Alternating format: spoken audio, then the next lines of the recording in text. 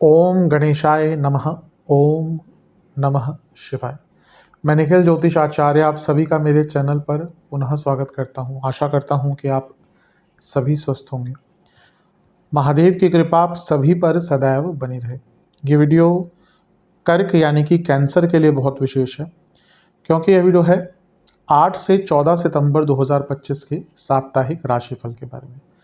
कैसा रहेगा आने वाले सप्ताह का हाल, क्या ग्रहों की स्थिति में बदलाव आ सकता है। जो मेरा साप्ताहिक राशिफल है वो प्रमुखतः चंद्रमा और उनकी गति पर आधारित होता है। चंद्रमा एक बहुत विशेष ग्रह है। जब हम साप्ताहिक राशिफल की चर्चा करते हैं तो पहला तो उनकी तेज गति, उनका मन का कारक होना और उनकी क्वालिटी के जिस भी भाव में जाते हैं, ग्रहों के साथ युति योग दृष्टि संबंध बनाते हैं, उनको बहुत एक्टिवेट कर देना। इन सारी ही चीज़ों के कारण चंद्रमा का जो गोचर है वो बहुत इम्पॉर्टेंट हो जाता है और उनका प्रभाव डायरेक्ट हमारे मन पर होता है, इसलिए हमारे डे टू डे एक्टिविटीज़ पर बहुत इम्पैक्ट पड़ता है। ज्योतिष एक मात्र विद्या है इस कलयुग में जो हमें थोड़ा मार्गदर्शन करवा सकती है और इसीलिए जैसा मैंने कहा ये साप्ताहिक राशिफल अति विशेष होता है।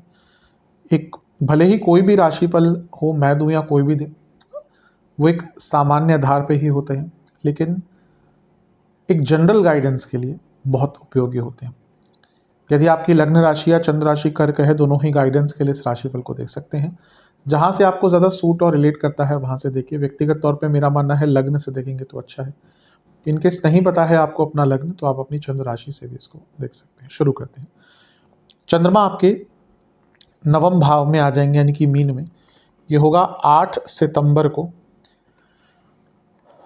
दिन के 3 बजे के आसपास, 3 PM अप्रॉक्सीमेटली, और 10 सितंबर शाम के करीबन 4 बजे तक चंद्रमा यहीं पर रहेंगे। चंद्रमा का नवम में आना अच्छा होता है, लग्नेश का नवम में आना अच्छा होता है। अष्टम से निकले हैं तो एक अनिश्चितता के भाव से निकलेंगे और सकारात्मकता की अनुभूति आपको अवश्य होगी।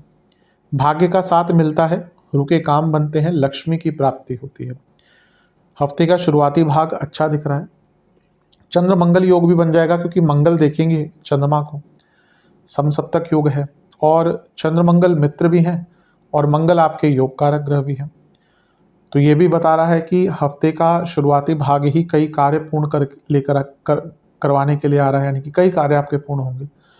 मंगल कर्मेश है तो कार्य क्षेत्र में चीज़ें आगे बढ़ेंगी, आपकी कर्मठता, आपकी प्रोडक्टिविटी अच्छी रहेगी। और क्योंकि मंगल पंचमेश भी हैं और चंद्रमा लग्नेश है, तो ये लग्न त्रिकोण का एक संगम भी सकारात्मकता की तरफ लेके जाए। चंद्र मंगल योग अपने आप में धन का कारक होता है, स्पेशली जो अनकन्वेंशनल तरीके से पैसा कमाते हैं।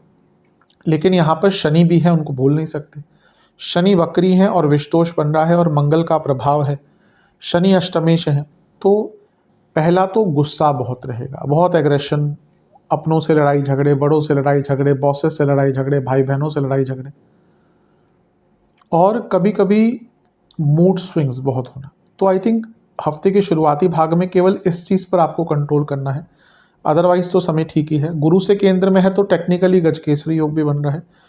नवम भाव में है तो इस प्रभाव से निकलने के लिए थोड़ा आत्ममंथन करने के लिए थोड़ा पूजा पाठ करेंगे, अपने आप को समझेंगे, थोड़ा शांत रहेंगे तो बहुत हेल्प मिलेगी। नवांश कुंडली बता रही है कि अपनी इच्छाओं पर थोड़ा नियंत्रण रखिएगा। दशांश कुंडली कार्य क्षेत्र में अच्छा काम करेंगे, लेकिन बॉसेस से थोड़ा बच के। बिजनेस की जहाँ तक बात है,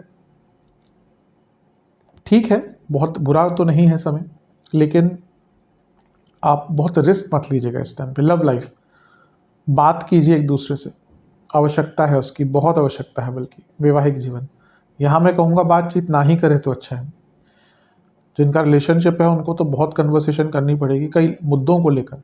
वैवाहिक जीवन में कम ही बोले तो अच्छा है। जहाँ तक स्टूडेंट्स की बात है, ध्यान बहुत भटकेगा, गलत चीज़ों की तरफ ध्यान जाएगा। सेहत के हिसाब से जोड़ों का दर्द, नसों की प्रॉब्लम, बीपी की प्रॉब्लम, सर्वाष्टक में आपका 12वां घर बली है। कुछ खर्चे आपके अचानक से हो सकते हैं। 10 सितंबर शाम के 4 चंद्रमा आ जाएंगे आपके 10वें घर में यानी कि मेष में, और 12 सितंबर शाम के 6 तक यहीं पर रहेंगे। चंद्रमा का 10वें घर में आना अच्छा ही होता है। लग्नेश का 10वें घर में आना राजयोग बनाता है, वो भी उच्च कोटि का। और यहाँ पर उन पर मंगल की दृष्टि भी है, फिर से वो योग कारक ग्रह ही हैं और ये मंगल की राशि है, यानी कि हफ्ते का ये मध्य भाग तो आपके लिए बहुत अच्छा रहेगा। अपने ऊपर विश्वास बढ़ेगा, प्रोडक्टिविटी बढ़ेगी, अच्छा काम कर पाएंगे, गति मिलेगी, एम्बिशियस रहेंगे। कुछ लोगों को पद प्राप्ति, प्रमोशंस भी हो सकते हैं, कुछ लोगों को रिकॉग्निशन मिलेगा, सकारात्मकता रहेगी, अपने ऊपर, अपने बल, अपने पराक्रम, अपने स्किल्स के ऊपर भरोसा रहेगा। और तीसरे घर के मंगल हैं, योग कारक हैं, कई कार्य पूर्ण कर पाएंगे। जो कार्य आपके पूर्ण हो ही नहीं रहे थे कई अरसे से, वो पूर्ण हो पाएंगे। केतु का प्रभाव भी है, मंगल का प्रभाव भी है, कुछ सीखना है, कुछ समझना है, बहुत अच्छा टाइम है। अपने प्लानिंग को इम्प्लीमेंट करना है, बहुत अच्छा टाइम है।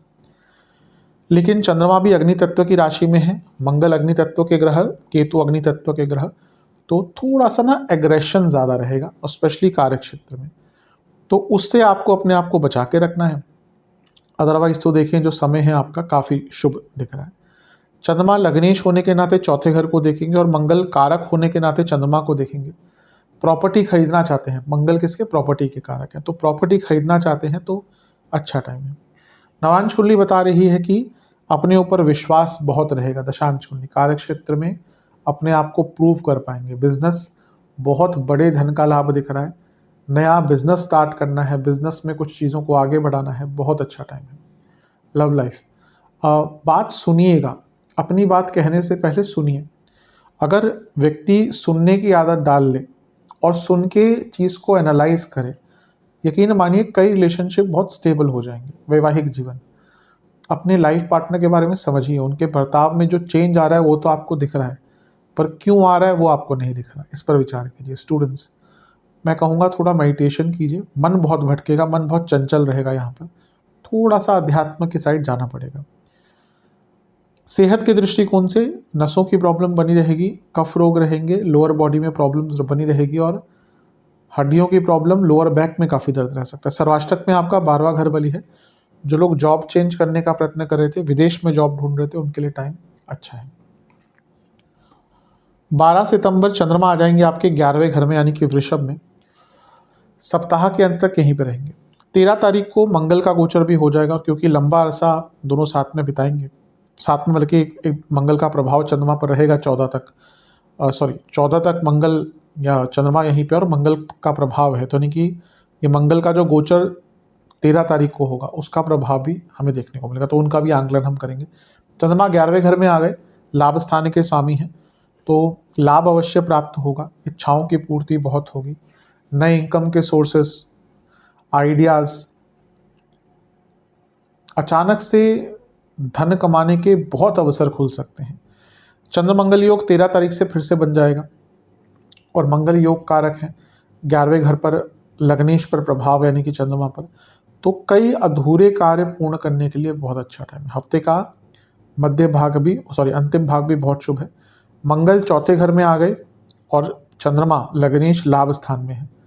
ये एसेट्स का भाव है, ये प्रॉपर्टी का भाव है, कनेक्शन हो रहा है, तो एसेट्स बिल्डअप, यानी कि प्रॉपर्टी खरीदने के लिए, कोई एसेट्स, कोई फिक्स एसेट्स खरीदने के लिए भी बहुत अच्छा टाइम है। बस ध्यान यह देना है कि शनि की दृष्टि भी है, तो विषदोष बना हुआ है, थोड़ा सा डिसकंटेंटमेंट रहता है, यानी कि ना सब कुछ होते हुए भी कुछ नहीं है, ये भाव थोड़ा सा उत्पन्न हो सकता है। अपने भाई बहनों से, अपने दोस्तों से संबंध बनाकर रखें, सोशल लाइफ में भी थोड़ा सा एक्टिव रहें। नवांश कुंडली बोल रही है कि कई चीज़ें जो अधूरी थी, अनसुलझी थी, उन प्रॉब्लम्स को सॉल्व करने का मौका मिलेगा। दशांश कुंडली कार्य क्षेत्र में अच्छा समय है, कुछ अच्छा कार्य कर पाएंगे। बिजनेस में ना एक स्टेबिलिटी लानी पड़ेगी, एक पैटर्न नहीं है बिजनेस का, यहीं पे चीज़ें खल रही हैं। लव लाइफ, अपने पार्टनर के नेचर को समझिए। ऊपरी तौर पे तो आप समझ रहे हैं, सब ठीक है, लेकिन आंतरिक रूप से उनके नेचर को समझने की आवश्यकता है। वैवाहिक जीवन, मन में अगर कोई बात है कहिए, भागिए मत उससे, क्योंकि ये चीज़ आगे चलकर और दिक्कत देती है। स्टूडेंट्स, गाइडेंस की बहुत आवश्यकता है, अपने से बड़ों से बातचीत कीजिए और गाइडेंस प्राप्त कीजिए। सेहत के हिसाब से नसों की प्रॉब्लम, हार्मोनल डिसऑर्डर्स और वाटर रिटेंशन, सर्वाष्टक, लाभ स्थानीय बलिए हफ्ते के अंतिम भाग में कोई बहुत अच्छी न्यूज़ आपके लिए आ सकती है। उपाय के स्वरूप में ओम महादेवाय नमः मंत्र का 21 बार जाप करके महादेव को जल अर्पण करें। आशा करता हूँ कि वीडियो काम आएगी। चैनल पर नए हैं सब्सक्राइब कीजिए, वीडियो को लाइक कीजिए। मिलता हूँ अगली वीडियो में, तब तक के लिए ओम नमः शिवाय।